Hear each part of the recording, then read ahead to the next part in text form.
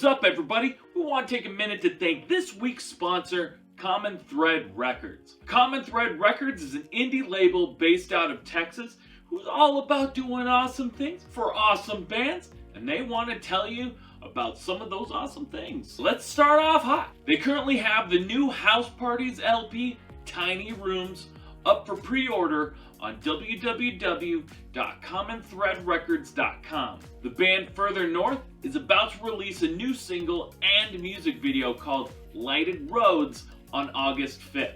And last, but certainly not least, the Carousel Predicament just released their latest single and super funny music video, if you're asking for my opinion, called Chemistry, available exclusively on their YouTube channel. Thank you so much to the amazing team over at Common Thread Records for everything that they're doing for the scene and for sponsoring this episode. Now, let's get back to the show.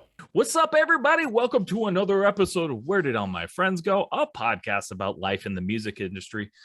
Today, Bear, this was great. Awesome. We just hung out with Brett Detar from the Juliana Theory.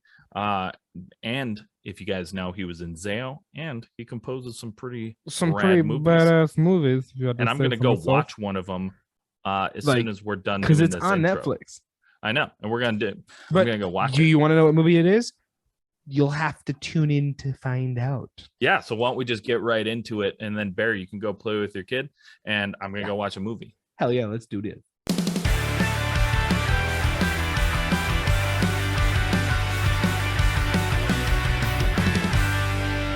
Welcome back, everybody, to another episode of Where Did All My Friends Go? A podcast about life in the music industry. And today we have Brett Detar. Brett is a founding member of the Juliana Theory on the show. On the show. What did I say on the show? On our show. On Brett, our thanks show. For joining us, man. How are you doing? Help me out. I don't know how to do this. I did it. I got it. Thank you. Brett, how are you doing? Good. How are you guys doing? We are doing good. Bear is struggling right now. I'm struggling. Like, this is...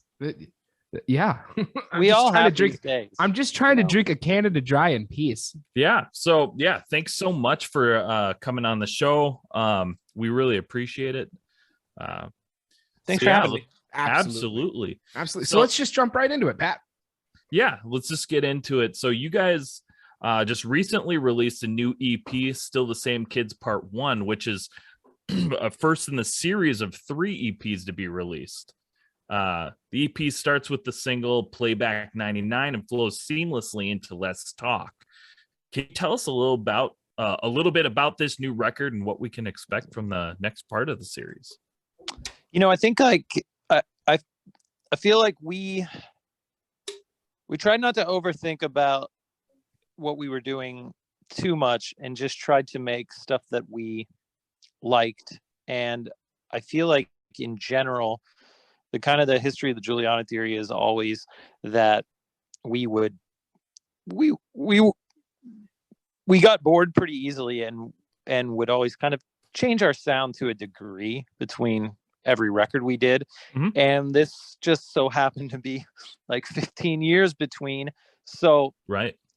We had to kind of think like, okay, are we going to intentionally hardcore reference certain eras of our past, or are we going to just basically try to sound like what we think, like just make what we like right now? And we just kind of chose to do the second. And I think there's very obvious nods to eras of the band's past, but at the same time it still feels like, it feels like to me, like if we hadn't broke up and we had kept making records, it's probably what we would have sounded like by now or whatever. I guess it's the second EP is it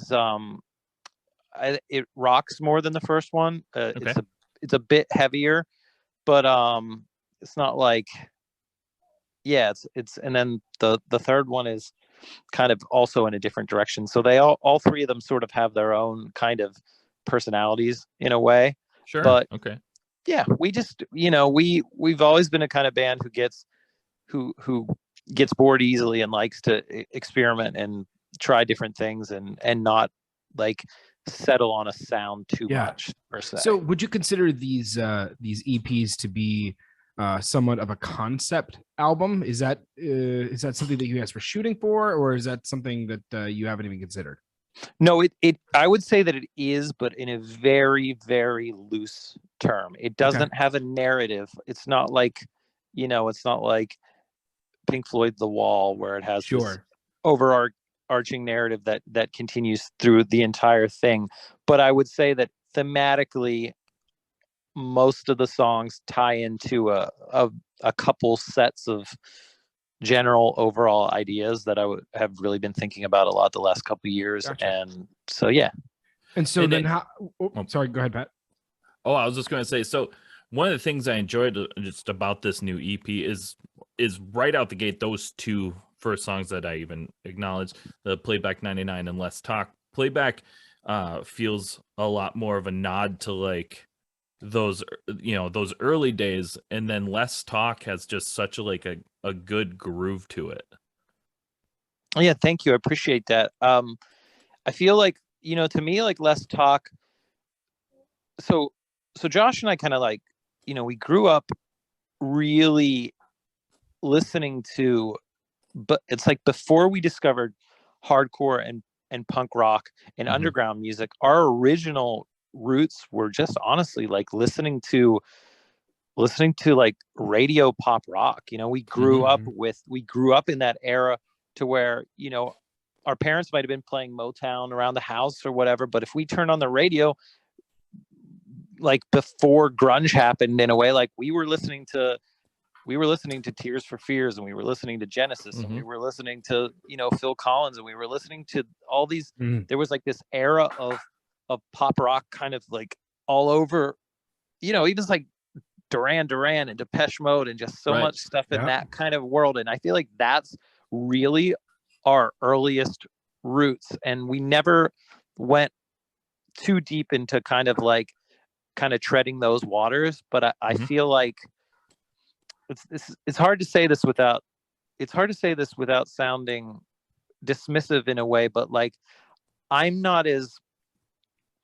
don't think the idea of being super pissed off as a 40-year-old white man is as good of a vibe for us. I just don't feel like, I just don't feel like we have really the right in a way. And I just don't feel like that's what the energy that we personally need to be putting out into the world at this moment in time. So I kind of like the idea of some of that, a lot of that music we grew up with has like you said, it had a groove was super important, but a lot of that music was like feel good, but feel good in a way that it was also really bittersweet. Like you could sort of have this cross between this sort of, these would be like upbeat songs, but they would still sometimes have really dark chords or dark melodies, or maybe or maybe it's a major key song and it sounds really positive, but if you actually listen to the lyrics, they're actually talking about something pretty heavy emotionally. And so we just kind of tried to, dig more into that kind of vibe in general. Yeah. And it's funny that you mentioned something about that, because like, I don't know if you're ever on TikTok at all, but, and I think I actually may have. He has.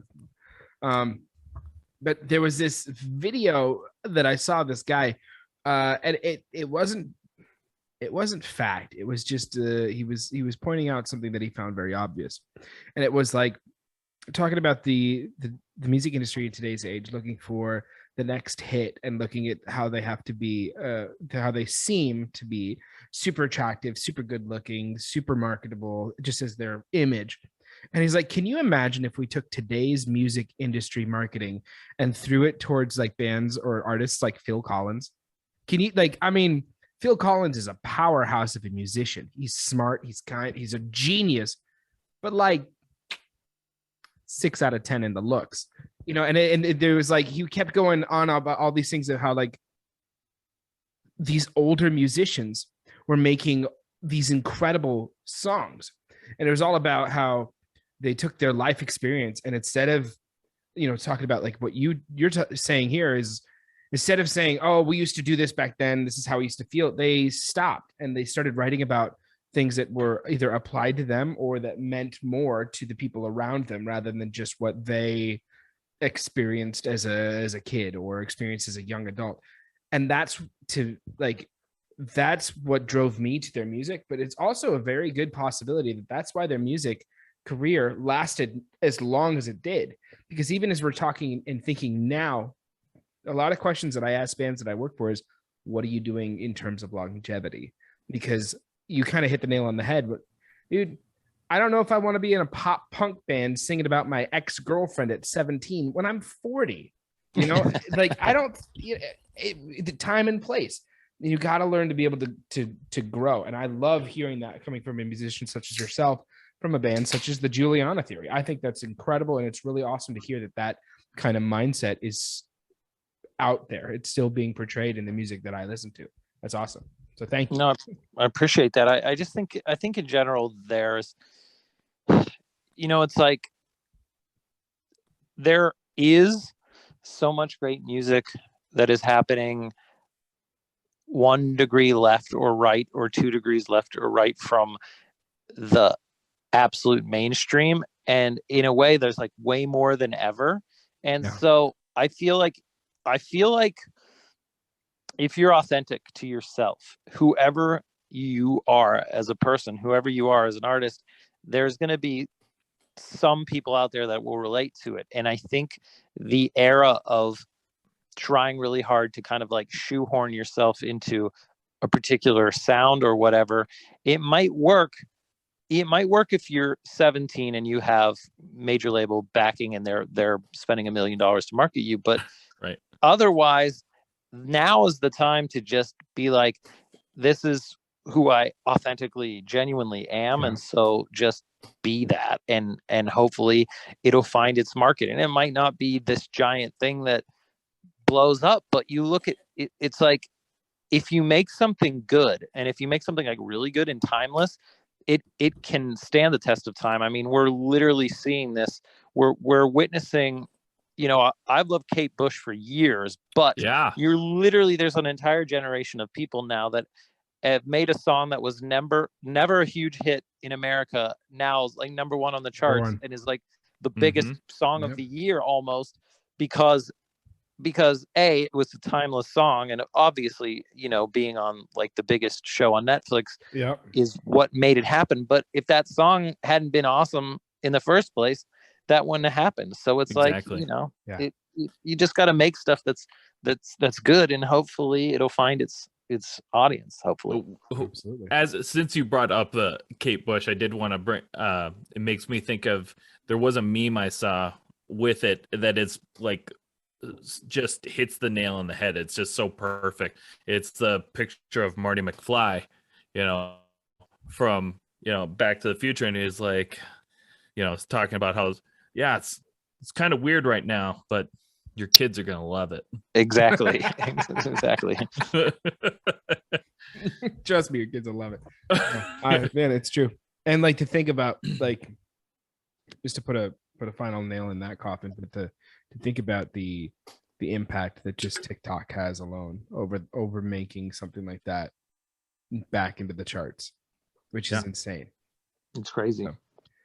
So let's hop into like kind of the early days. The Juliana Theory formed, for people that may not know, formed in 1997, was actually a side project originally. Can you tell us a bit about those early days and how you began doing the Juliana Theory full time? Well, yeah, it was totally a joke. We didn't have everybody in the band had like their quote unquote real bands. So a couple of the guys were in like a really kind of like Lookout Recordsy kind of pop punk band. And then I was in this metalcore band called Zao. And then there was another band that we had that was like this sort of like early like screamo, before screamo was a thing kind of band. And that was all our like main bands. And we were like, oh, let's play like a couple shows and do a 3-song demo tape and just like make this fun band with some of our friends from like different bands, and like, let's all put it together. And some of us will play instruments we've never played before. Like I had never been a singer. And I was just like, well, I'll sing, I guess. We need somebody to sing. And so, like we had no intentions of like doing anything really beyond playing like one or two local shows, and then so how on earth we're at this point is wild. It's pretty wild to me. So yeah, and so I guess even so with that, just hopping into one of my next questions. So before going into full time with Juliana Theory, you mentioned you were with one of the most influential metalcore bands of all time, Zayo. What made you want to completely switch gears stylistically, and what did that look like in the eyes of the scene at the time? Did you have fans that followed over to the new project? Okay, so I joined Zayo, and we started the Juliana Theory the same week. Okay. So both happened simultaneously, and the first Juliana Theory practices, the very first practices happened without me on my very first Zayo tour, and they recorded like the stuff and like would send me like instrumentals. And so it was literally, for me, it was both were happening at the exact same time. It's just that, or originally it was like Zayo was that was the existing band that already had a fan base, and I joined when they already had a fan base, and like they're already touring and whatever. But I loved being in Zayo, and it was fantastic, but there was it was like, it was interesting. I've already talked about the fact that I get bored pretty easily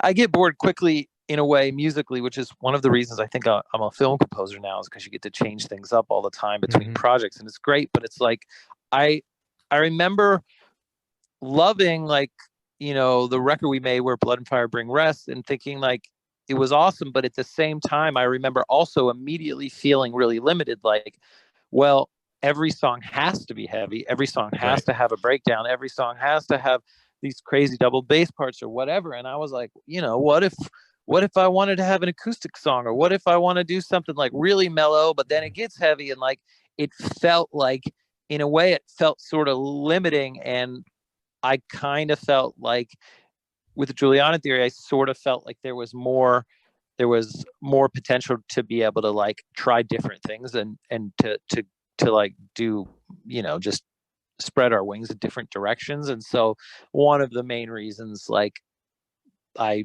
like left was for that reason. And there was some headbutting personality wise at that point in the band, which also kind of contributed to me like leaving. But we were so young, and we were just all kids trying to figure out, all of us like leaving home for the first time and everything. So it was like just dumb. It was like truly just dumb kid stuff, to be honest. But there really was like every night when Juliana Theory would start like playing after I quit Zayo, every single night for maybe a year, people would yell Zayo in between songs. And it was like a thing. And we definitely got a fan base of new fans, but then we definitely had people every single night that would be like, yeah, I never listened to an emo band before. You're the first band I ever listened to was singing, or like whatever. So it was like, so we definitely helped like convert some people to like slightly more melodic music, which was fun. And, I think it was like, but that was always the cool thing about like that, that era of the scene, is there was always this cross-pollination of like bands that didn't necessarily fit together. Like the Juliana Theory used to open for Zayo when I was in both bands. Oh, wow. And we probably did maybe 10 or 15 just like shows where I would, do double duty, and we would do both. And it seemed like maybe it wasn't 10 or 15, but there was a lot. And it always was like, fun. And it seemed like audiences mostly sort of understood it at that point, because it was like, you think about like, there was always this sort of, to me, it sort of felt like there was a pipeline at that point in time between like bands that went from being heavy to sort of being less heavy, or there was like a, Right. there was just a thing with that kind of like, you could go to a hardcore show and you could see like, it wouldn't be weird to have a hardcore show in Southern California and to have Sensefield playing it.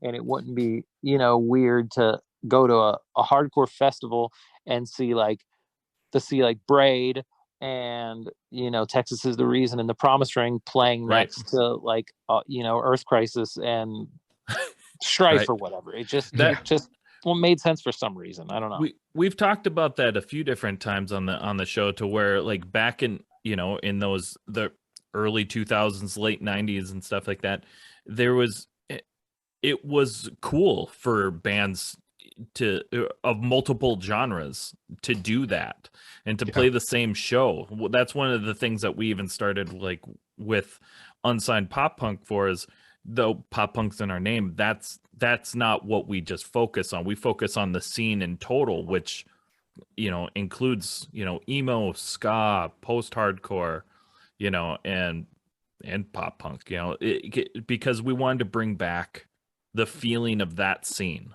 that inclusive scene. It was inclusive, and it didn't usually, there would be pockets. There were certain cities which will remain nameless that where you could get beat up maybe if you didn't have the right outfit on, or you weren't wearing, or you weren't like in the right scene. But in general, it felt to me, there were cliques, don't get me wrong, there were definitely cliques, but it did still feel that the wider kind of overall vibe was, it's cool to like, have this cross-pollination of like different things together. It's cool to like multiple types of music. It's okay. Yeah. So, and since you talked about, like just even how you leaving Zayo and moving on with that. So the Juliana Theory, you guys went on hiatus in around 2006. Officially, seems right. Returned. It was very official. Yes. Yeah. And very officially returned in 2020 with the release of Can't Go Home and signing to Equal Vision. Would you be able to tell us a bit about why you guys went on hiatus and what prompted the return? Okay, so I feel like, I feel like the band started when we were anywhere from 14 to 20 years old. Like when we started, we had literally our one guitar player was like 14 and our drummer was 16 and I think I was 18, and it was like we were totally kids, and we ended up going for like 9. I think we went like 9 years as full-time touring and recording full-time. We had signed like 4 record deals, and we had been like, we had toured just nonstop for 9 years.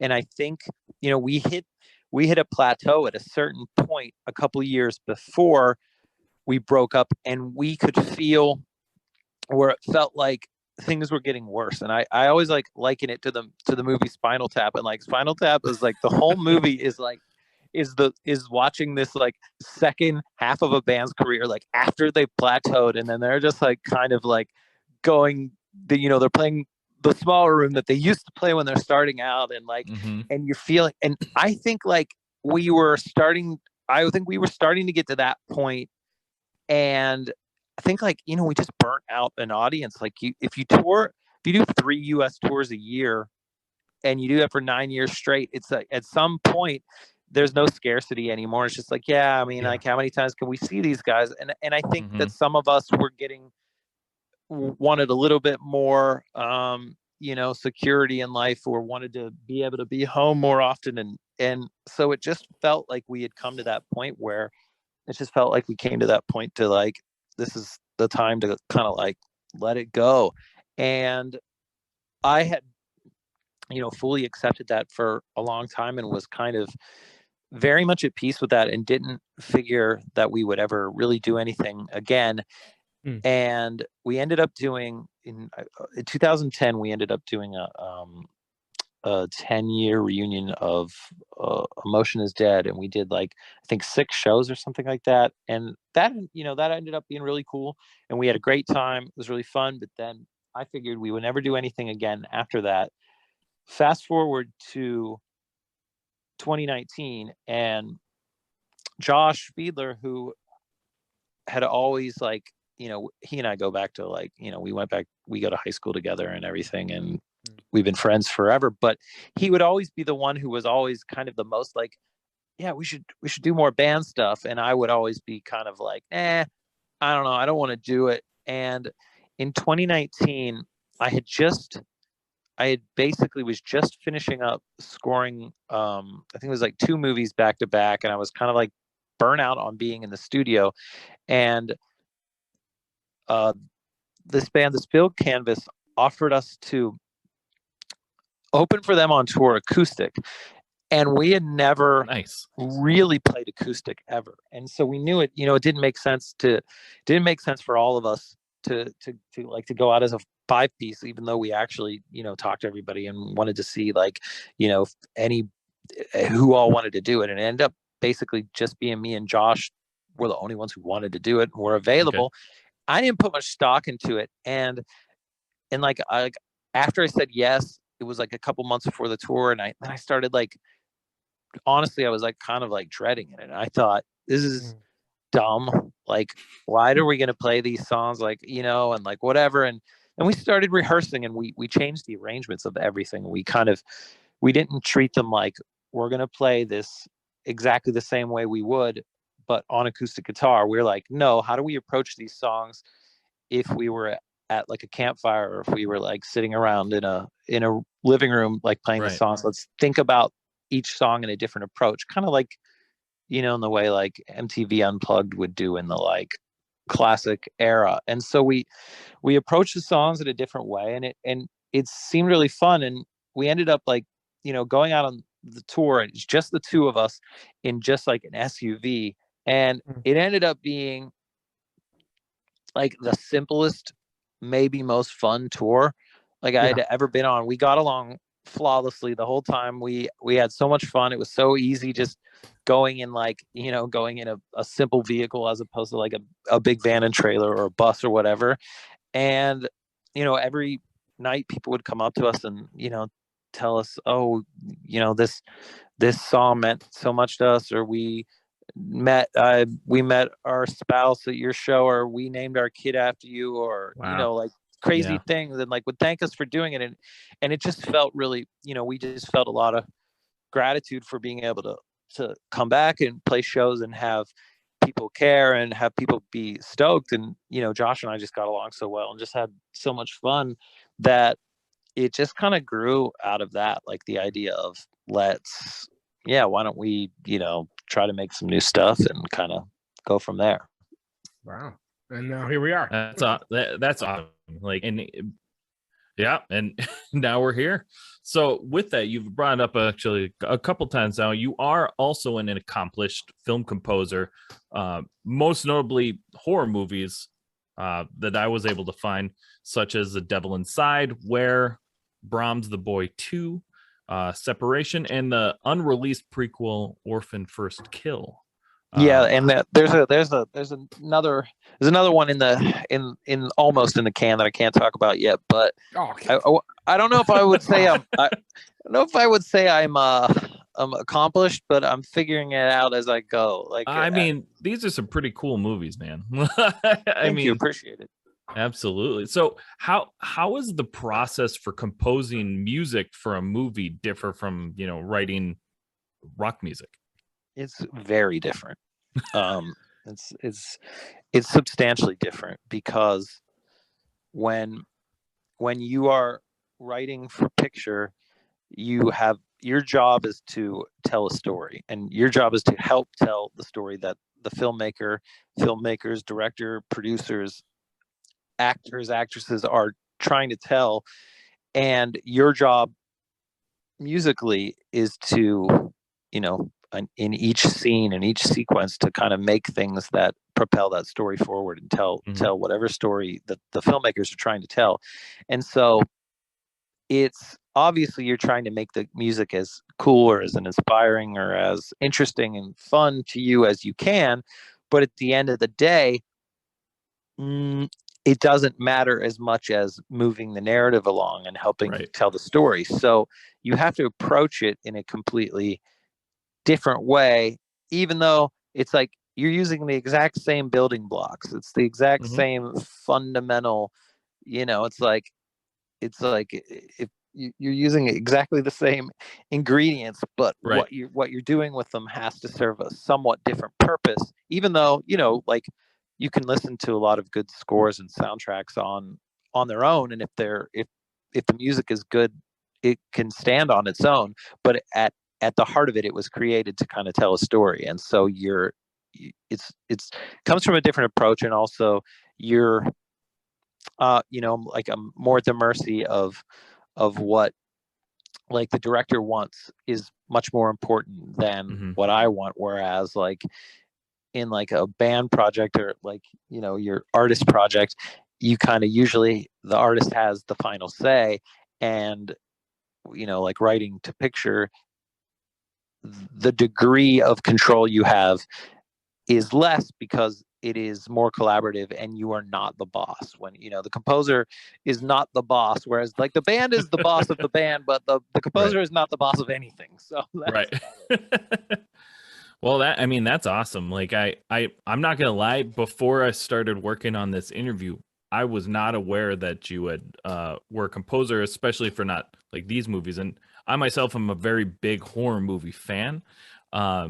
And so there's a couple movies in here that I'm really excited to like go check out, especially now and listen to it. Cause like the Brahms the Boy 2, I just actually saw that it was on a streaming service. I didn't know it was out.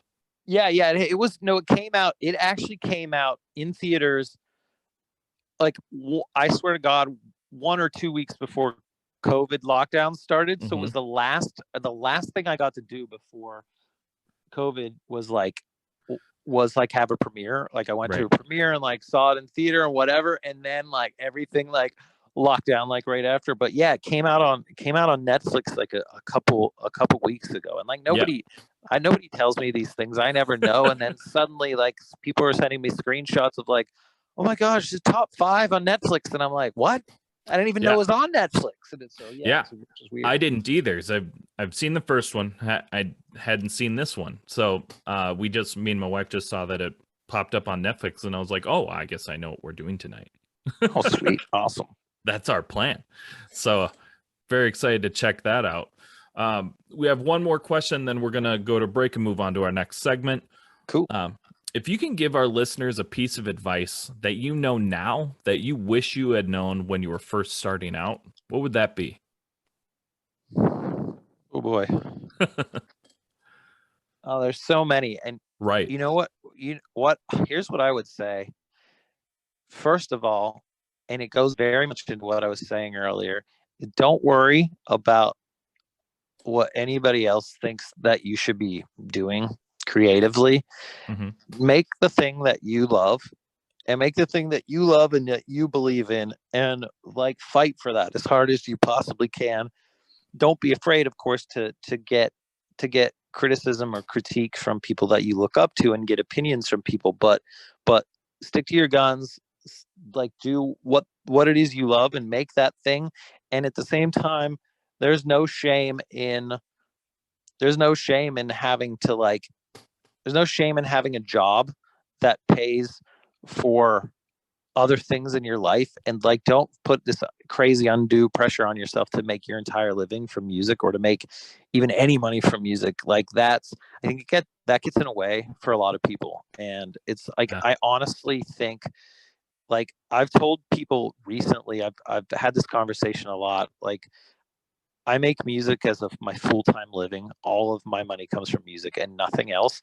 And I would not wish that on anybody that doesn't have a really strong stomach in a way. Like you have to be willing to like suffer to be able to do that. And if you're a person and you could be like, I could be totally happy working a regular job and making music on the weekends and in the evenings, if you could be totally happy doing that, and like by all means 100% do that. There's no shame in that. And that's like, in a way, like don't rush to the idea of like, I have to like fully make this my career right now. Like don't rush into that. So yeah, that's my advice. And that's great advice. I mean, being a full-time musician now, I never was able to get to that point, but being a full-time musician is one of the hardest career paths I think you can take. I mean, other than being like a doctor and things like that as well. But it is so difficult to not only make it, but I mean, your entire time you're trying to make it is all about you dedicating your time, your money, your sanity, all into trying to make this career happen that may not ever happen. And it's also, percentage wise, there's very few careers out there where the person who creates a thing, at least within the traditional music industry model, where a person who creates a thing gets such a small percentage of the profit of that thing that they created from thin air. It's like you literally could be like, I created this song from thin air and produced it myself and whatever. And then after all is said and done, you might make 7% of the total money that comes in from it, based on after you sign a record deal and whatever, and have a management deal and whatever. And it's like, it really, the math is really not in the favor of modern musicians. So it's just really, it's not an easy path in that regard. No, absolutely. It's not an easy path, but it's one that it's also one that you can't tell a person not to take. And it's also so rewarding to do regardless of the outcome. Exactly. And that's the most important thing. You almost kind of have to divorce yourself from the idea of success and whatever that means to you. And just the idea of just making it and bringing it into the world, and like just putting it out there is like even just doing that alone is such a success that it's kind of like, yeah, you just got to kind of count any little victory as a victory. Absolutely. I definitely agree with that. Okay, well, with that, we're gonna go to a quick break, and then we'll be right back. Hey, Pat here with Unsigned Pop Punk. We're a community dedicated to building up the music scene by shining a spotlight on up-and-coming bands. Now, I know what you must be thinking. These guys must be raking in the cash. Wrong. But you can help us help others by picking up some merch. We found what big business is selling shirts for, and we slashed the prices. We saw what people are charging for sweatshirts, and we windmill kicked those prices in the face. So pick up some merch from us today. You won't be mad you did. And we're back. Man, it's been a great interview so far. Thanks so much, Brett, for being on the show and taking the time to chat with us. Thank you. We are going to hop right into our next segment, which is the obscure question segment. Since we've discussed your career, now we're just going to move on to just random questions that we've thought of that kind of give more of a little insight or into something that you might not have even thought of. So the first question on here is, if you had to pick one yard game to play every single day, rain or shine, what would you pick? Badminton. It's a great choice. I actually had like a really nice badminton set, and the children broke it. I mean, you said yard. If you would have said outside game, I would have said street hockey for sure, or roller hockey. But since you said yard, I had you can't really play street hockey in a yard. So yeah, if you got, I guess. Well, I mean, it's no. Right, all that's telling me is that you don't have a very good imagination. Like my man, I will show you how to play some yard hockey. Nice. You can play yard hockey. It's just I really like to play it with skates, and so it gets a lot harder once you get like for sure. For sure, going through the grass on skates. Let me introduce to you a game that my brothers and I invented, and I'm sure it's not original, but it's called Flinch Ball. Okay. Oh, well, the name is probably. You can get as much as you need to out of the name. Basically, the goal was to stand about 25 feet away from each other and throw a football as hard as you can to each other's crotch. And if it hit your crotch and you flinched, you lost. But if it hit your crotch and you won, and you didn't flinch, you won. So I'd play that rain or shine any day. Wow. That sounds fucking stupid. Oh yeah, dude. Like you're talking to a kid who didn't grow up with any TV and 6 brothers. Like Wow. we did That makes stupid sense. shit. Yeah, I suppose. Y'all want to So- see how fast you could hit a tree with a bike? So Yeah. doing Jackass. That's basically Basically, I lived Jackass. So there's a game. I don't remember. I don't know what anyone else calls it, but my brother had taught it to me. It's called Beersby. Beersby. And I think this is one of the most fun like yard games I've ever played. So I always play it. You're supposed to like drink and play it, but you don't have to. I prefer to not be drinking when I'm playing it. But what you do is it's basically made out of PVC pipe. You have one pole on each end, and on the top of the pole is an empty bottle. And so your goal is you can play with 1 or 2 people, and your goal is you have a frisbee, and you're going to try and knock the bottle off of the pole.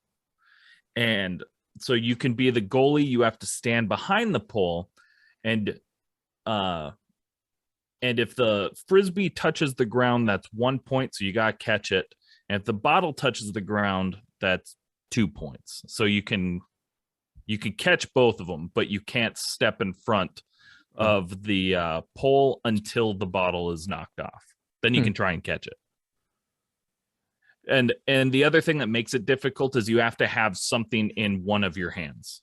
Okay, Brett, does this sound overly complicated? I mean, I'm trying to envision it. It sounds a little bit. It sounds a little complicated. It sounds but, a little complicated. It literally it's a drinking game, so it's not that complicated. Right, like you have to. It has to be somewhat simple. But I feel like Right. once we start doing it, it'll be so much easier. Like, oh yeah, I understand the concept. Yeah, this is easy. Oh yeah, it's super easy once you get it. Once you play literally one round, you're like, okay, got it. Yeah, but it's All right. super fun. Well, Brett, I have the next question for you. What is the most obscure item that you have ever purchased while at a garage sale or a thrift store? Oh boy. Well, I've bought a lot of vintage things in my life. I used to own a vintage store. Oh, that's rad. Wow. Nothing sticks out.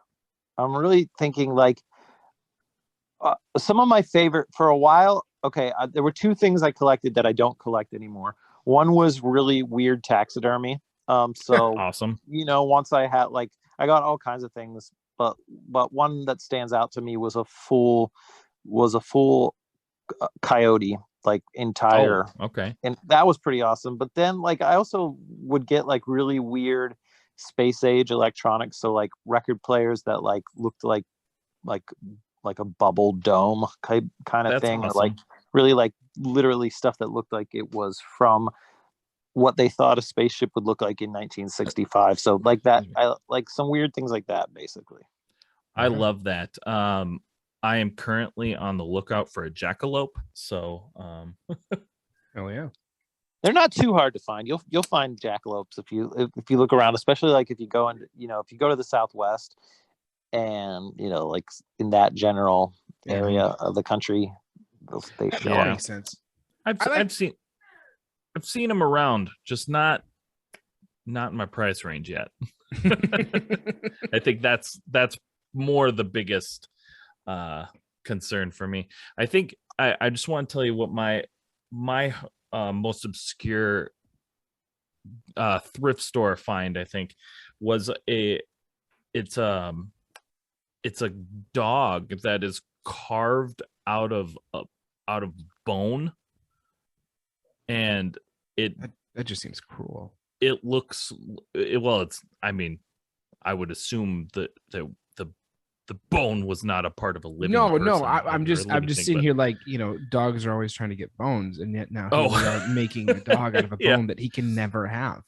It is definitely what I would consider a cursed object. It Probably. it definitely looks cursed. That's Bear, basic, do you though. got anything?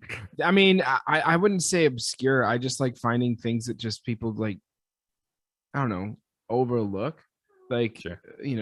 whether it's like a vintage Hot Wheel or some weird furniture, or like a comb that like is just, I don't know, A weird. comb? Yeah, like I just like Okay. weird, like really weird things. Like most people wouldn't like it.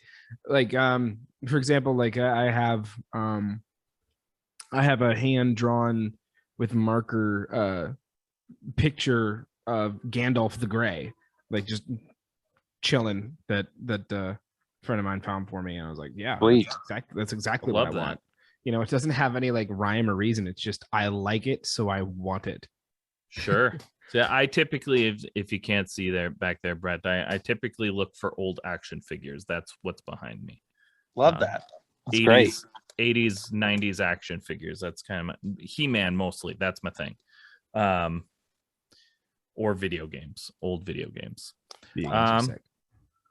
So we got one more question, and then we'll move on to the last segment, rapid fire. What is one album that you love, but most people you think would find as a surprise? As a surprise. Oh boy.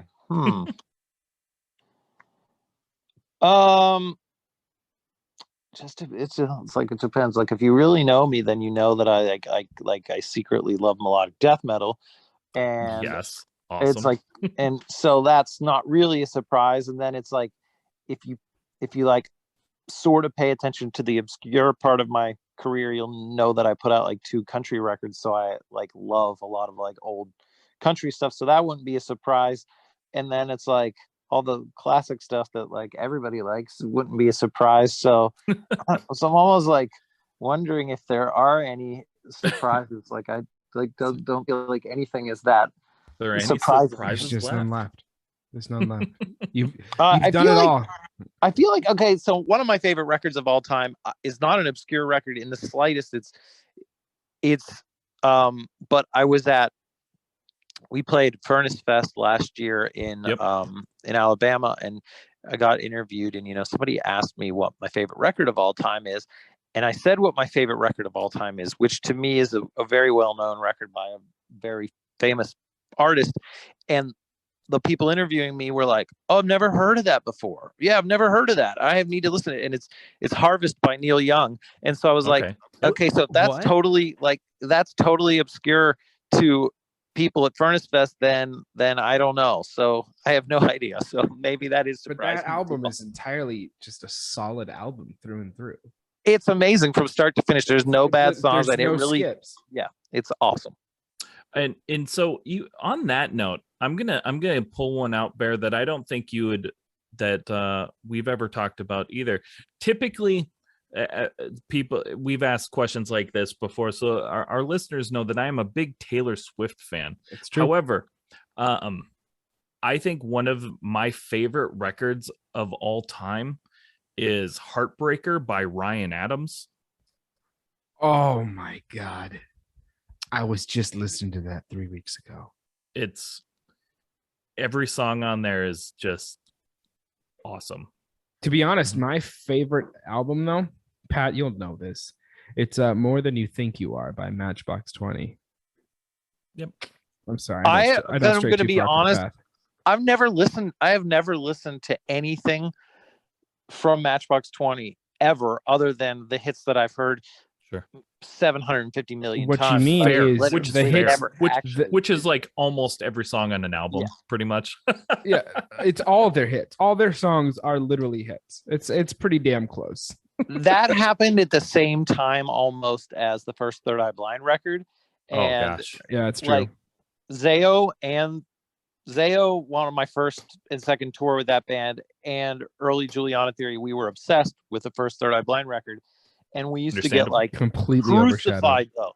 In every town we would go to, we would tell people like, here's this like metalcore band showing up, and everybody would be like, yeah, what are you guys listening to Unbroken? And we're like, no, we're listening to Third Eye Blind. And people would be mortified literally every day. And then it changed, and you could see like people getting like really into the record. But like, yeah, there was that same era where every song was like, those bands had like Matchbox 20, Third Eye Blind, like every single song was a hit. That's got that same energy that like that me and my band would have when we were on tours, like because we were like a pop rock band, and they're like, oh, you guys must like love pop punk. It's like, yeah, we do, but like, what do you listen to in the car? I'm like, honestly, dude, musicals. You should watch me and my buddy Alec jam out to High School Musical. I'm not even shitting you right now. Like, we're gonna fucking go. And I think that's an honest thing that most musicians do. Like, when you're on tour, you're playing like if you're in a metal band, you're playing metal, listening to metal. Usually you're not going to listen to it in the car at that point. You branch out and listen to other things. At the same time, the road is like your only entertainment. So I don't really want to hear about somebody's breakup song 17 times in a row for the first 2 hours. Like when you listen to a musical, honestly, you get to basically relive the story. So I'm not even just talking about like High School Musical, you're pushing your musicals right dude, now, dude. I'm sitting here listening to Les Miserables. Like I'm sitting here going, oh, I know what scene this is. This is where the revolution begins, and they're at the barricade in France. You know what I mean? Like I'm there. Also, it's 2 a.m. in the morning, and I'm in the middle of fucking Kansas. Like it's I don't know. It just becomes a new form of entertainment instead of having to listen to like pop punk breakup songs. That totally checks out. Dude, it checks out. Like I can get behind that. Like I really can, because I'm a big advocate for like audiobooks. I really like audiobooks. 100%. This is like a different way to go about that. Dude, I listened to Les Miserables the whole entire way up to Minneapolis when we went to So What Music Fest. It was the whole time. That's what I was listening to. My I have a friend in Los Angeles where I live who in the last couple of years has basically created a genre-defying musical that is beyond description, and it's unlike anything that you've ever seen or heard in your life, but it is under the umbrella of a musical, and it's called Cages. And if you're ever in LA, you have to go see it if you like musicals, which you do. So I think like, I do. Yeah, I'm actually you have to check it out. It is my life's goal to write a musical. It's based on my life's goal is to get like 3 friends to help me write a musical to the soundtrack of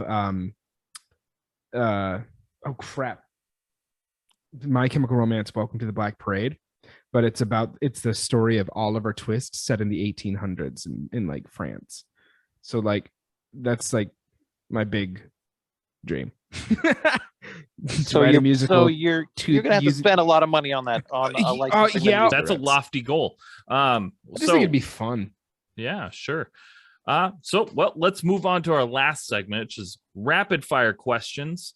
This one is you're just gonna speak from the heart, shoot from the hip. A couple multiple choice questions for the most part, and just pick whichever tugs at you.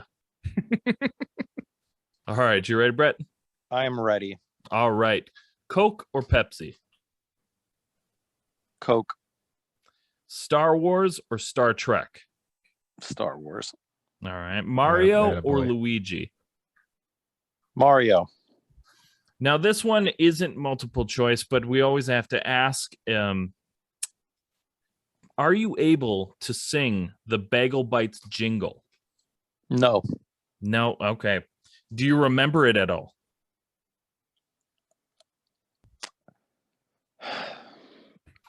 I don't. He's like, absolutely not. Wait, well, I remember. I feel like I remember like a pizza one. Like pizza in the morning, pizza in the evening, pizza at supper time. That's it. Pizza on a bagel. You can have pizza anytime. That's it. That's it. You did it. I'm so proud. You are like one of 2 people that we've Yeah, no. Yep. Yeah, I think one it's of only two been people two. that have actually been able to do that. And we've had this question on for at least 12, 13 different episodes now. Mhm. So congratulations. I honestly didn't think I I'm could do it. You stoked. could do it. I knew you could do it. I knew you had it. I had Yeah, doubts. that one goes way back. Yeah, absolutely. But like, it's one that's stuck with me forever. It's a classic. It Classic. is. All right, we got three more. Gwen Stefani or Haley Williams. Huh. Well, It's not easy. I'm gonna. I mean, Haley Williams is definitely a better singer.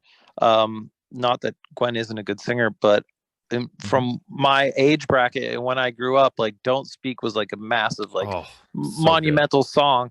So I'm gonna have to. So I'm sorry, Haley. I'm gonna have to go with Gwen on this. It's okay. Let's see. Right. When we have like between two different people or artists, which we'll get to that as well, both of them are phenomenal. Like, I mean, they both are genre defining artists. And, Oh, and it 100%. could be argued that Haley Williams or people like Haley Williams or even music the way we know it wouldn't be where we are without building off the shoulders of Gwen Stefani and bands like No Doubt.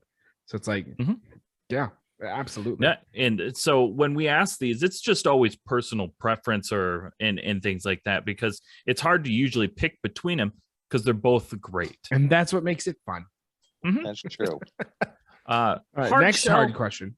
Hard shell or soft shell tacos? Hard shell. Right. All right. Dude, what is with this hard shell craze right now? I was actually just thinking earlier about how much I really wanted a hard shell taco. Like, I wanted like 5 of them.